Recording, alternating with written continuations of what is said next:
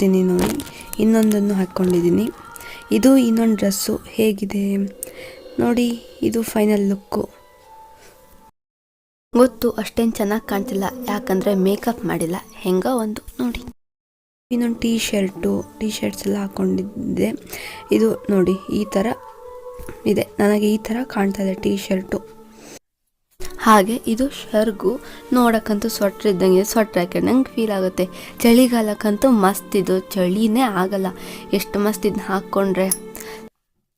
Super ಮಾರ್ಕೆಟಿಗೆ ಹೋಗಿದ್ದೆ, shopping ಮಾಡಿದೆ ಅನ್ನಲ್ಲ ನೋಡಿ. ಇಷ್ಟೆಲ್ಲ ತಗೊಂಡಿದ್ದೀನಿ. ಮೊದಲನೇದಾಗಿ 5 ಸ್ಟಾರು, ನನ್ನ ಫೇವ್ರೆಟ್ ಸ್ನ್ಯಾಕರ್ಸ್ ಚಾಕ್ಲೇಟು ನೋಡಿ ಎಷ್ಟು ಬೆಲ್ಲ ಬಿಲ್ ಆಗಿದೆ ಅಂತೇಳಿ.